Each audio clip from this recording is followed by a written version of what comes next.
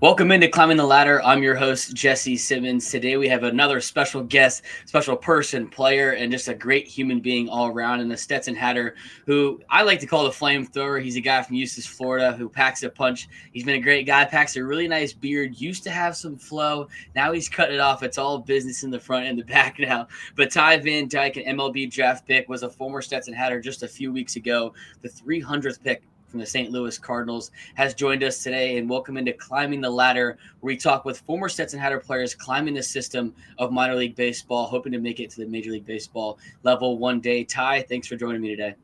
Yeah, thanks for having me.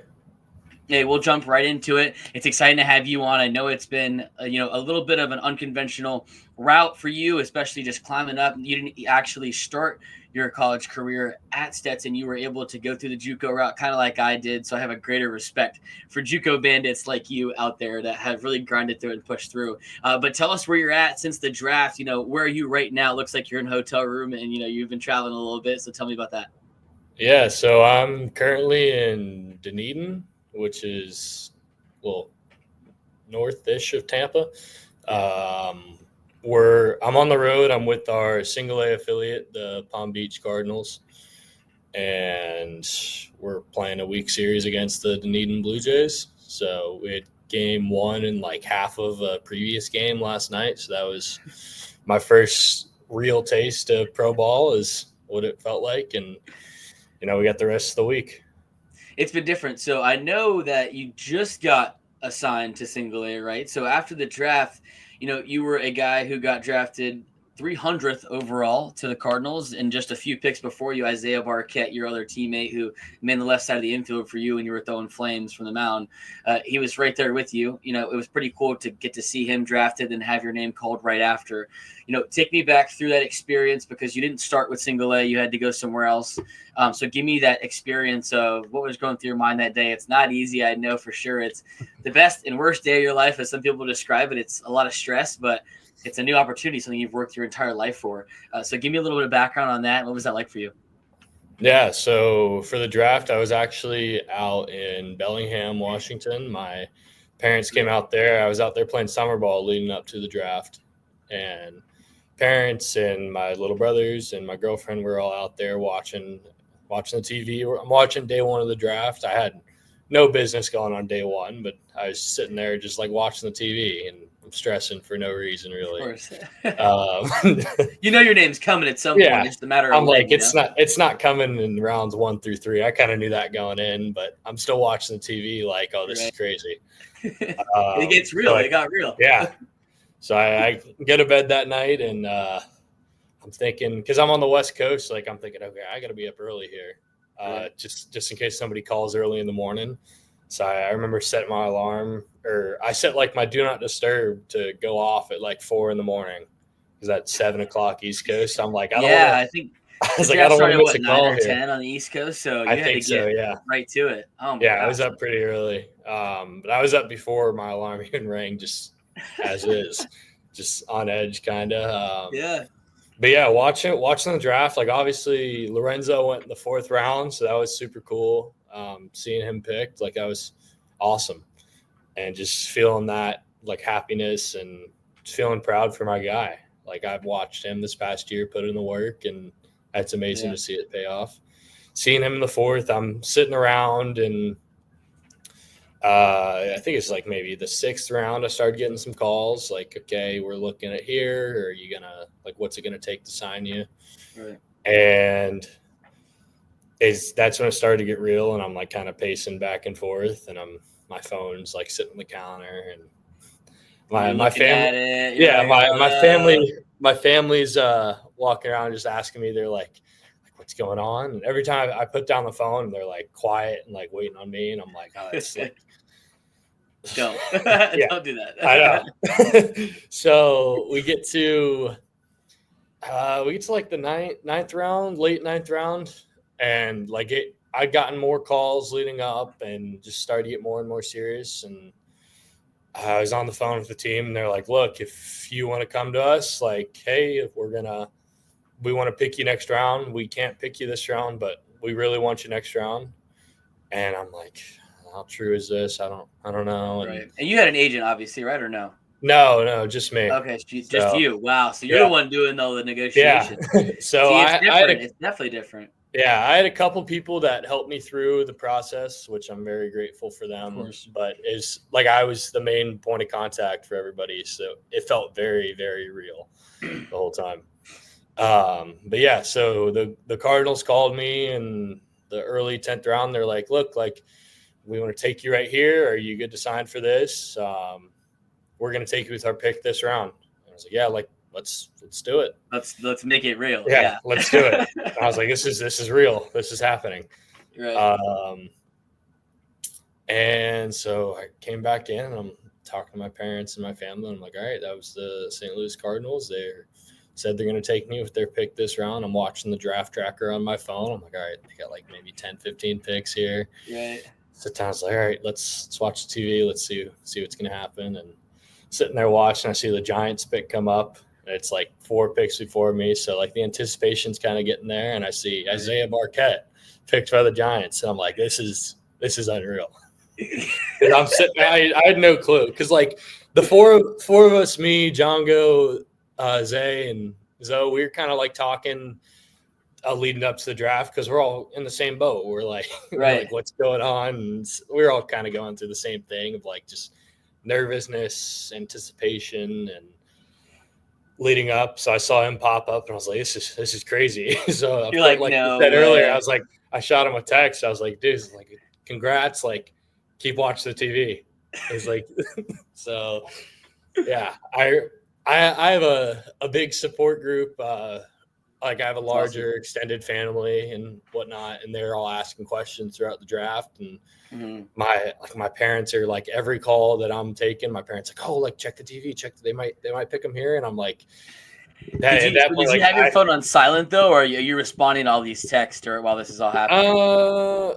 I mean, I had it not on silent. Like I had it open. So like I'm seeing Yeah. everything come. I have the group chat muted though, because there's like 20 of us in there. Yeah. So That's funny. but at that point I was like, all right, turn on the TV. This is real. Like it's gonna happen.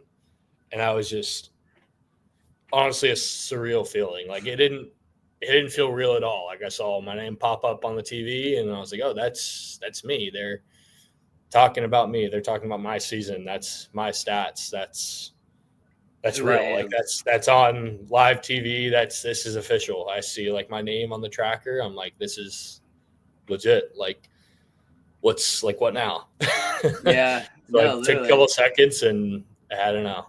I still feel like it really didn't set in until yesterday. Yesterday was the first day it felt real. Really. Yeah. And this is Just what, maybe a month, not even a month this ago. is what The the draft's draft not that was long ago. 7 Yeah. 13 4. It's In like June. maybe Yeah. So three and a weeks half ago. ish weeks. And Yeah. it felt real yesterday. Just because I like Really. yesterday was my first day with the single A affiliate. Uh, Down in Palm so Beach. like yeah, so it felt real showing at the ballpark and like okay, this is legit. I got a jersey. We're on the field throwing. I watched a game.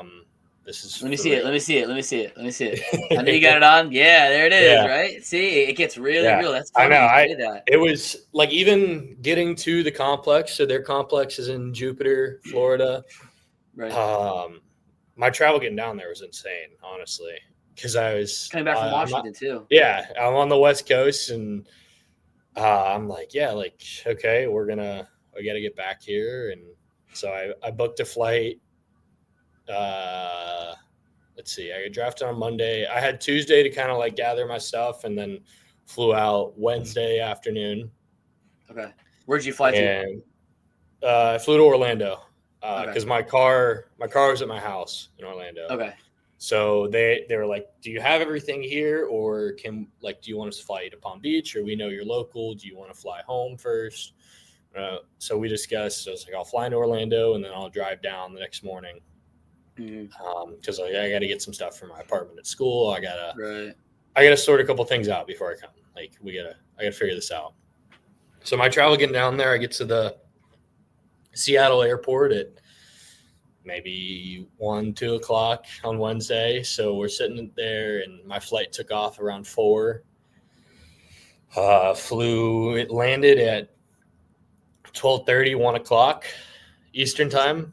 So So you I'm don't like, even get in till yeah. So I was semi awake just because I was on the West Coast schedule for a month and a half. true.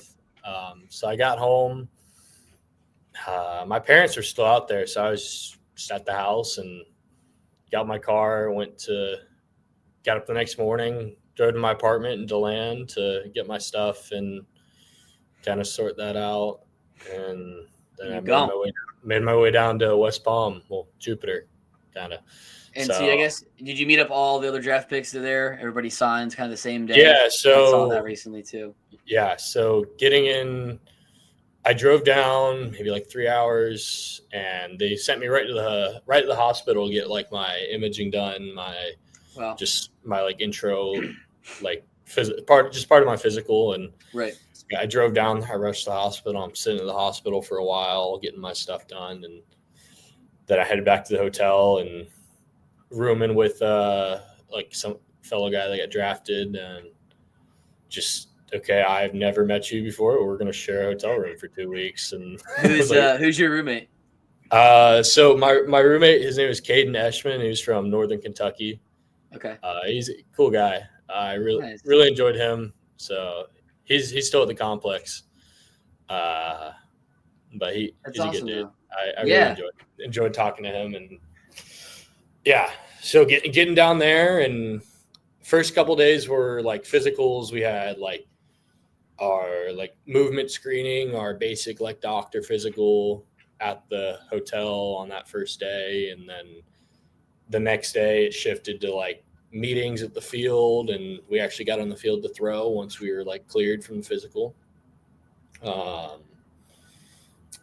yeah, my signing was that day, like in person. um, so my parents and girlfriend came down, and Mm.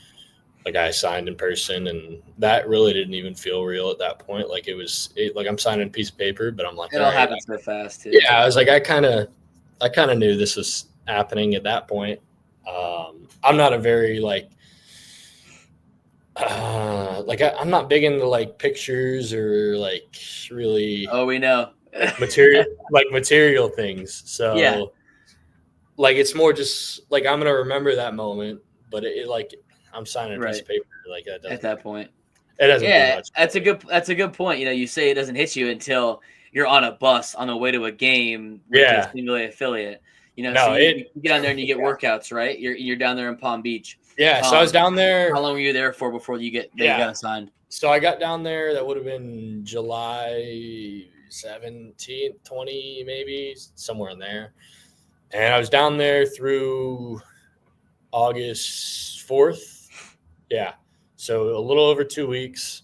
And that first week was like meetings in the morning, like kind of just general like onboarding stuff you'd go through working for any job. Like, here's our policies, here's what our benefits, here's, um, You were an employee of yeah, like the Major League Baseball team you're now, not of, just a baseball an player. Like affiliate. you're an employee of our corporation. You just, instead of sitting at a desk and answering calls or filing paperwork, you get to go play baseball. What an office job to have, huh? Yeah, I know. So like I remember that first day they got us, our like conditioning of the day was like some like easy, we had some easy polls on the first day, just kind of get the blood moving and Yeah. whatnot. And I'm like, I don't like running. I'm a big guy. That's not my favorite thing. And I'm like running there. I'm like, yeah, this doesn't feel as bad. I'm getting paid to run. It's like I'm doing the Yeah. same things I've been doing the past 4 years, but now I'm getting paid. No, I don't mind it now. I don't Yeah, mind it. it's like, yeah, it's not that big of a deal. That Uh, brings me that brings me into my next question though. You know, how has the transition been for you? I know, like you said, college baseball is a bit of a grind, even going from the state level, playing at Seminole State. You know, when you're at a JUCO level, the guys that you're with want to be there. They want to be playing baseball. They're going there to get out. All right. And then you go to Stetson to a Division 1. Now you're playing to prove yourself, to prove that you should be there, right? Now you're getting paid to play. Now you're an employee, like we've put it. How has that transition been for you? I know you're just kind of getting your feet wet with all that, but how has it been for you so far? yeah, it's been good. So like obviously junior college, it's a melting pot of, you got your Mm-hmm. international kids that couldn't really get into a Division I school or looking at the draft in the next year, you have your kids that went to a Division I and are good enough to play, but they just ran out of spots at the school and they need to play instead of sitting on the bench, so they came to junior Right. college. You have your kids that are really raw, like he kid throws 95 to 100, but he's got no clue where it's gone. So the tools are there, but they just need to sharpen it. And then I kind of fit into the boat of I was really like just really raw, I guess. Like I didn't pitch in high school. I was going there like let me learn how to pitch, let me kind of get on my feet, learn how to be a college baseball player, and that was a really good spot for me. And then going to Stetson, I transferred there for my junior year, and it kind of almost felt like I was a freshman again, just because it's a new school, new spot, new Right. faces. There was a couple people I knew of, just kind of like maybe I played against them in high school or I knew their names, but I didn't know anybody. So it was kind of I felt like a freshman Different. the first like couple weeks. It was different, and that Division I level, it's like everyone's better. There's just like everyone kind of wants to be there a little more. Everyone just has better tools, so Yeah. the game speeds up a little bit. It's a harder game. And when I was able to watch you play, I was covering Florida, and I watched you start against Florida on the mound against them. You've been in high pressure situations, not only as a starter or reliever. This year, you were in the closing role. Do you feel like it gives you an edge now to where you are, being able to say, "Hey, I can do. I'm available, and I have experience in all three assets and facets of going on the mound and being a tool and being able to get outs when needed." Do you feel like that gives you a little bit of an edge, saying that you've been able to do Yeah, all of them and not just stick to one spot? for sure. Yeah, I feel like my junior year it wasn't the best year. I mean, admittedly, it was a real learning experience that I attribute a lot of my success last year too. Like I didn't have a good year and it really got to me, and I feel like I'm now kind of battle tested and I have my tools I use to help myself stay locked in mentally and kind of like keep myself in check to perform on the field. I feel like I've gone through some adversity that has taught me things to be successful at the next level, like not knowing when I'm going to throw. Like, okay, maybe you Right. could throw inning one, maybe you could throw inning nine. It could be 8-0. It could be tie game in the 11th inning.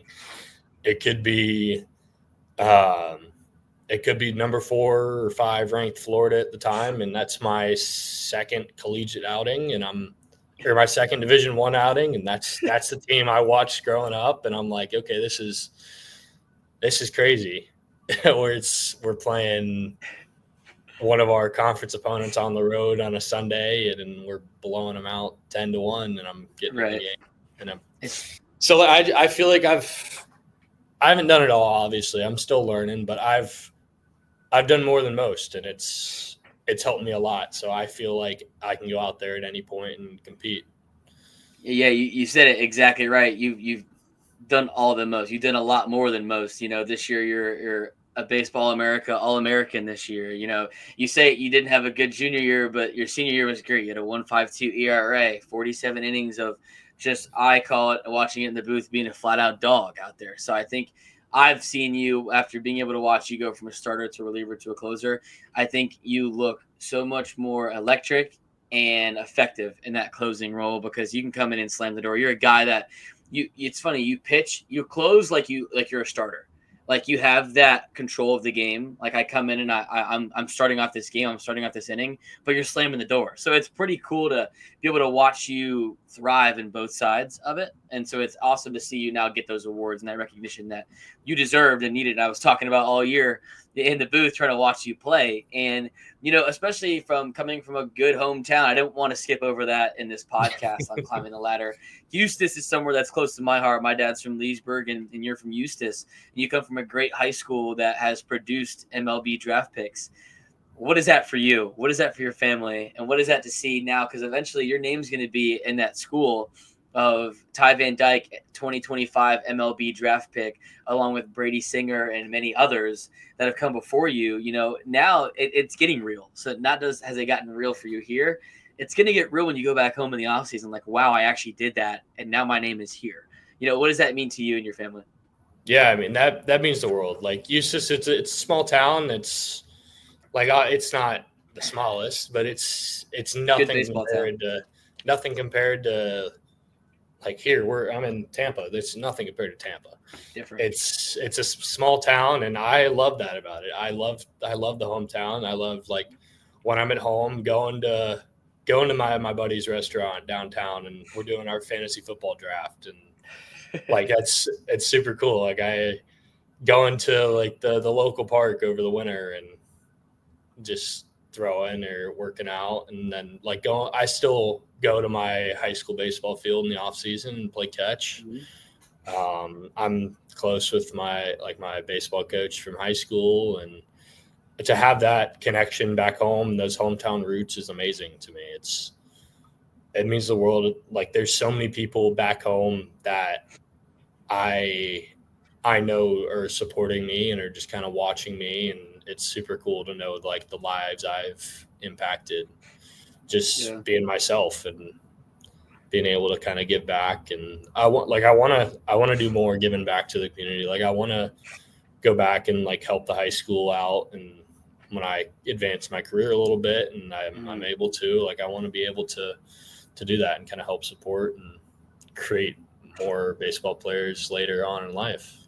That's special. Like That's the it's way to kind do of it too. yeah. Like I played in the little league that's right next to our high school baseball field when I was like 8, 10 years old, and Yeah. I played high school ball there. And I remember sitting there like, okay, like let's try and make the varsity team, and like that's my goal. And I'm like if you would have went back and told freshman year me at Eustis High School, like, okay, here's where you're going to be in 8 years, like this is what's going to happen, I would have no clue. I was like, you're kidding.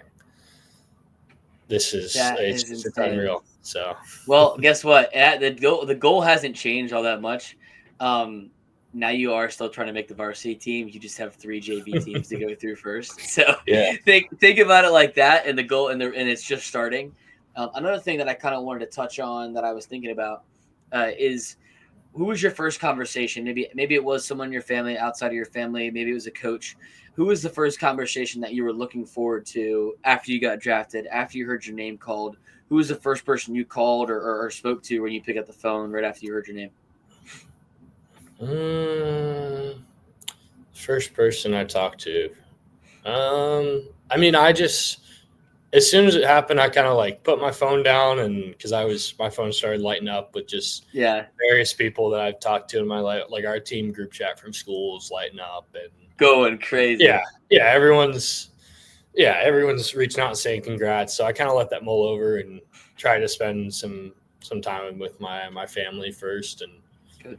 talking with them, and like, okay, this is real, this is happening. Let's yeah. Um, but I feel like some special conversations I had afterwards. Like I have a good relationship with Coach Latham and Coach Coons, especially, and talking to them. I mean, I'm still checking in with them like every week or so, and Mhm. they are like they mean the world to me. It's the other coaches also, but I mean them two in particular. Um, my high one of my high school coaches, Tony Thomas, who he played minor league ball for 10 plus years, maybe 15. I don't know. He played for a while, but he's been a great resource for me to talk to because he cares about me, and his only stake in the game is have like giving me like valuable resources and like information. He wants me to succeed, and he's been through this process. So Yeah, he gives you an inside look. It's good. yeah, he's a special person for me to talk to and share that with. That's I mean, fantastic. yeah, I guess I'd say those three outside of my family. Like obviously everybody in my family, my parents, girlfriend, my aunts and uncles, my grandparents. That's super special. But yeah, Looking back too, especially now when you say 8 years ago, you say, "Hey, in 8 years I'm going to be an MLB draft pick." When you get towards the Auburn Regional, the way you guys finished this year, ASUN champions back to back, you were going out the way you wanted to go out in your senior year of college baseball. And you get to go to Auburn and play in some really cool situations and pitch in some high stakes, high pressure areas. Auburn is one of the best baseball atmospheres in college baseball, and you got to be a part of that. And it's also funny that you mentioned you didn't have an agent. You tackled it all on your own. Do you think that added any pressure of being able to have to be the one-on-one guy? Like, these teams are not calling your agent, they're calling you. And you're having to now deal with all of that pressure towards the end of the season. How are you able to balance all that out with being able to try to push through an NCAA tournament at the same time?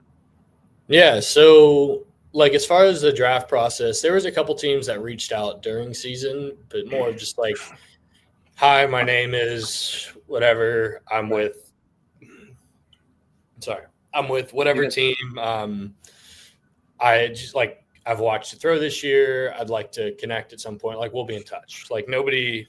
I had a couple of like calls throughout the season, but most it didn't pick up until after the season. Like, I remember getting back. Say we got back from that Auburn regional, we get bounced, and then the next day we drove to the airport, flew home, and I You left for remember Washington a few days later. I yeah, remember you pretty told me. quick, yeah. Yeah. But that like drive home from the airport, my phone started lighting up. It's like, here's the teams contacting me. Hey, I'm so and so with this team. Would love to connect on a Zoom call. Are you free here? So I kind of had like a day, maybe 2 or 3 days to kind of gather my stuff and before I headed out to Washington. And those days I'm packing up my apartment and I'm going to field working out, but I'm doing a Zoom call in between. Like, my like break is I'm Right. hot You're running out a breaking to the Zoom Major call, League Ball yeah. Club. Or like I got a team calling me on the phone and I don't have to Zoom. Like, okay, they're in my headphones. I'm talking to them, but I'm like cleaning up my room. I'm at the field, like I'm being How productive. And casual. yeah, I remember I have like some really good friends from home, and we're still close. Like, we play video games together and we talk every day and whatnot. Right. And we're playing golf before I went out because I was making sure I got to spend some time with them, and we went to dinner and we're playing golf, and I'm like showing them my phone. I was like, look how cool this is. And they're like, that's crazy. Slight So, yeah, flex, slight flex I on the know. links to your boys. It's okay. Yeah, I know. It's like I'm not trying to be like that, but this is super cool, and you're gonna enjoy this. Yeah, That's so exciting. And then leading up to that, when after you get drafted, we'll just fast forward through all of that. You get your name called. Not only do you get your name called, but all your guys have getting called. Jonathan got, right after you, not long after he gets Mhm. drafted. Did you reach out to him? Did you have a phone call? I'm sure you did, but what was that conversation between you guys? And Yeah. I you guys mean, only one of two pitchers that got drafted yeah, from the ball club this year, and it was you guys. So what was that conversation too? yeah. I mean, we've been fairly close, like over the past couple years, and just especially this past year, just kind of like being leaders on the field, off the field, and kind of taking up that role, and like just kind of taking the team and being like, okay, like here's how you do it, and I'm gonna go out there and try my hardest. Like, I hope you do the same. So there's a great respect, especially between the two of us, me and Django, because he's a guy that, I mean, he works hard every day. He's in the weight room. He's throwing 100, not 100, but he's throwing like sliders into the wall at the field, like just continuous trying to hit the same old spot. And Yeah. so I really admire the way he works, and I love watching him throw and everything. So seeing him, like, before the draft, we kind of, the four of us that got picked were talking like, okay, we're in the same boat. We really want this to happen. And seeing Lorenzo go, and then Isaiah go, and then myself go, and then John go went in, I think the 15th, 14th, 15th. And we're sitting there like, he should go. Like, he needs a spot here. Like, we're putting our heads together. Like, this is going to happen. Just kind of wishing it into existence. And then seeing his name pop up, and I was like, this is crazy. as like all four of us got picked, and then Mason even signed after the draft, and he's here. I mean, I reached out to him, and we're just pretty. I'm pretty close knit with all of them, and just talking and even keeping up with them now. I mean, I'm over here in Dunedin. Mason's at the complex, and John goes in Clearwater. So I'm hoping it lines up to where we can grab like some lunch or something. But our schedule's a little different right now. Like they're never too far though. That's the beauty about playing baseball in Florida. Let alone who you got drafted with. You're never too far. You know, you and Django are eventually going to bump heads playing each other. You guys will meet. So you're never too far. That's pretty cool. You know? You know, and then looking into it as kind of move you transitioning from college to pro. Looking back on Stetson, you know, you came in, you only spent a couple years there, but they were valuable years for you, and it sounds like some of your most growth was there. You know, what did Stetson mean to you, not only as a player, but as the people you met? How have they affected you? And, you know, what are you looking back on? What do you remember most from Stetson? I'd say just the family aspect. Like the group of guys that we had is like both years, honestly, very close knit and like just a family. And I'll cherish that going forward, kind of having that band of brothers to always kind of go back to and still look back and, oh, look, we won the conference this year. And I remember that. I remember playing here. I remember this story in the bullpen that happened. We're playing whatever team on the road, and this happened in the bullpen, and that was hilarious. And then I went in the game. But I'll remember that story, or I got to talk. I mean, there's professional now. Yeah, there's a couple of those. Let's see. I mean, the one that comes to mind is we're playing Florida Gulf Coast. It's the last week of the season, and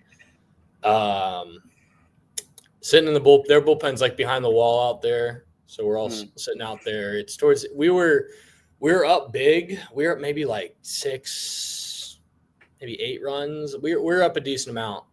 The bats came to play that day. I think Nelfi had like 2 homers that game. Yeah, he did. That was the start of the series, yeah. So I'm sitting in the bullpen, and this is the last weekend of the series. We've clinched first place. And I'm thinking, okay, I'm probably not going to throw unless like it's 1 inning just to get my work in, and like, okay, I'm going to get this. But I'm sitting there like, okay, we're up 6 or whatnot. I'm like, all right, I can kind of like turn my light off and like, let's prep for tomorrow if needed. And whoever was on the mound was out there, and they got in a little bit of trouble. And I'm sitting there like, okay, like 5, 4. It's like we're getting closer to a safe situation here. But I think they gave up like a hit, and then they got an out, and then they gave up a hit, and then they got an out. And then it just, I remember I'm sitting in the bullpen, and I've barely thrown at this point. And like, I'm loose, but I'm very just mentally not checked into the game. Right. And it gets closer and closer and closer. And I'm like, oh, like, am I gonna have to come into this game? I was like, I'm going to this game. So like, I'm playing catch beyond the wall in the outfield, and I think I had maybe like 5 or 6 low effort throws because I'm trying to loosen up as much as I can without putting like bullets stress on your body. Yeah, without spending bullets because I got to throw tomorrow possibly. Right. Like that was the reliever life of like, okay, got to be hot today, but I also got to be good tomorrow. So I'm sitting back there and I'm tossing a little bit, throwing my plyos, and they're like, all right, how many more does he need? What? It's like I'm going in this game. So I'm like, okay, I guess I'm in this game. I think it's like 2 outs, runners on first and second, and we're up by like 3. I'm like, why don't they just let them finish? Like, it's just, but you're like, so it's fine. Yeah, it's like, all right, whatever. Like, I'm gonna go in this game. And they call time till they buy me some time, and I like chug some caffeine, and I ripped like 2 pull downs off the mound and ran in the game. And I get up. Is that the routine every time? You caffeine and 2 pull downs? Well, no, it's normally like that's what it took that night. That's what it took that night, yeah. So, because normally I'm real bought in on my sleep, so I try to go no caffeine unless I'm going in the game. So, like, unless I'm warming up in the pen, I'll take the caffeine right before I get out there. So, like, I rolled up to the huddle and I'm like breathing out of my nose because I've like sprinted in from the bullpen trying to get my Heart adrenaline rate up, down. and I'm trying to bring it up Yeah. because like I'm like, okay, I got to I pitch thought it. you were so hyped up at that point. You were trying to No, like no, no, no, have no, everything because and give yourself I've away. gotten caffeine. The umpire's like calling me. I'm trying to like take a drink of Let's go. water, and I'm like, all Yeah. right. So I'm like sprinting in, and I get to the huddle, and I'm like, I'm like breathing, and the whole thing's I'm like, I smell like, yeah, I smell like cotton candy or something, and the Whatever whole the drink the whole was. circle's like, what's going on here? And I think They're Danny like, was this catching. isn't Ty Van Dyke. Who just stepped on the Yeah. mound? No, they're like Danny's out here, and Danny's like trying to because I throw a boatload of pitches, and he's trying to clarify signs with me. And I'm like, Danny, I haven't thrown. Like, let's go. Let's I go. like to play catch here, and it ended up working out. Oh no! But there was another thing that happened. Our catcher pitch comm went out right there, and Jeez. we don't have a backup like catcher pitch comm, and we'd never discussed like finger signs really at all because we've used the pitch comm. Like we have like our numbers that we use for our bumps and whatever or shakes. Right. So like every pitch has a number, but we've never discussed signs, especially because there was a runner on second base. So I'm like, I'm sitting there and we're on a mound visit, so Danny couldn't come out and talk because then I think he would get ejected or something. So I'm like, all right, whatever. I was like, okay, my stuff's pretty good. I was like, let's just one sign here. I'm like mouthing it. I'm like, first sign. Yeah. So I threw 3 heaters and got a strikeout, and it ended up being good. Wow. I remember like looking back on that, I'm like, I had no business being in that game. Because I love it. Like we're locked into the game, but we're like, okay, we're up 7 here. There's like this game's kind of over. So we're in the bullpen and you'll never sleep again. Yeah. And I'm like walking back, I'm like, there's no way I just went in that game. So if there's anything I know about Florida State League games from working with the Tortugas for a season, they're just like that.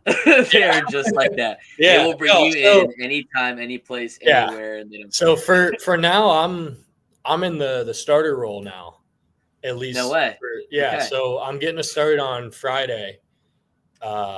Because originally I was supposed to start or like be in that kind of long relief role for us this past year, and then I just started throwing well, and I was kind of like, okay, I'm throwing well on the back end. Like I can throw multiple days, I can throw multiple innings, and it worked out, and I'm happy it did. But I'm happy to get back in that starter role because I feel like I can provide some value there. Yeah. So yeah, hopefully like I'll know what day I'm throwing, and I can schedule a routine around that. So and not have to do an energy drink and 2 pull downs. The next thing you know, you're in the game bumping. Yeah, I can get my full warm up in and my lifts throughout the week, and good. Yeah. Well, that's good. Well, I'm looking forward to it, man. Kind of closing out question here. If you could just kind of encapsulate, everything that Stetson's meant to you. I know you carry those fun memories, and you guys had you did a lot of winning in the 2 years you were there. It was over 90 games you guys won in the 2 years, with a really unique ball club. Looking back on it, if you can describe it just the way that you look back on a season, your career, what has Stetson meant to you? And how can you just describe it in a couple words? Looking back, when you bring your kids back to the ballpark one day and say, hey, this is where Dad played, what did it mean to you? Yeah, I'd say my years at Stetson for me just were a great life teacher. Like it taught me a lot of lessons about how to handle myself and my personal, how to go about my business at a higher level, and has prepared me for life, how to handle adversity, how to handle my schedule, how to survive as a competent person, honestly, like how to be successful. So, I mean, winning games, like winning college baseball games is hard. Like you gotta You got to be successful. You got to put the work in the off season leading up to the game and your pregame work and then in the game. So hard work, dedication. It's taught me a lot, honestly, just how to go about myself and how to handle it. Yeah, and now it's an everyday thing. And now you went from being a college Yeah. baseball player and someone studying books to now you're an employee of Yeah. an organization. I know So now it's it's so like much different. I'm not going home and doing my economics and my sales homework and whatnot. I'm going home and I'm looking at my pitch data from the day. I'm looking at, okay, we're playing this guy on this day and he hits heaters up in the zone really well. How can I get him out? So how can I optimize my body? How can I eat the right foods? How can I get enough sleep? How can I make myself the best version on the field? And it's a 24-hour job. Yeah, So. plenty of chocolate milk and steak for you. Yeah. Is the diet going to change, or is it's what's working? Yeah. What's So, work? we got to add in some fruits and veggies. We just talked about our plate the other day, which I like fruits and vegetables. Good. I'd like to clarify, it's not chocolate milk and steak together. I know. Yeah, I do. I like red meat and I like to cook at home, so steak's a favorite. But they feed us well here. It's steak and chicken and A little bit of there's chocolate milk. there's chocolate milk in the clubhouse. There's vegetables. There's fruit. Yeah, lots of snacks and good. Yeah, quick backstory for those of you watching the podcast today. Yeah, shout out to Ethan Salick. He told me this story because he played with Utah at Seminole State. I said, man, where's he get like throwing all this fuzz? And he's just we he touched didn't like just play together. 96 We at one lived point. together. You guys lived together, yeah. It was like you threw 96 one game, and I said, man, where is he getting that from? Like he's throwing like it's consistently hard. That's when you were making that jump. He said, man, I swear he eats steak and chocolate milk every day. He's like, I swear that's all he eats. And he is strong. I said, was he pitching like that at Seminole State? He goes, nah, man, he's eating that chocolate milk and he's drinking that chocolate milk and eating that steak. And I went, okay. So I said over the broadcast and now it's been our thing. But thank you. Every time I mention it, you clarify it. Thank you for the world. We all know. But yeah, of course. Now it's going to be TBD with the chocolate milk and a little bit of STEAK, baby. So hopefully a lot of Ks for you coming up in the future. Best of luck on your start on Friday. That's going to be exciting. I'll definitely be keeping in touch with that. You've got a great support system from your family to former teammates to coaches, including myself. You are someone that deserves every opportunity that you're going to get. And I'm glad that you are found comfortable. You're back in Florida. You're never too far from people. I'm definitely going to come try to catch a game and catch a start. So I'm excited to see how you do and what you do and just grind your way through. So, like we talked about making that varsity team 8 years ago, now you can turn around and make a couple of JV teams and find yourself getting a big league call up one day in St. Louis, and I'll be there watching. Yeah, that's the goal. Yeah, but no, thanks, brother, again for joining on. I know you got a game to get ready for tonight. For sure, this is climbing the ladder. It's working on climbing that ladder through the minor league baseball system, and we'll be keeping a very, very close eye on my guy, Ty Van Dyke. So, hey, man, thank you for joining us today. Yeah, thanks for having me.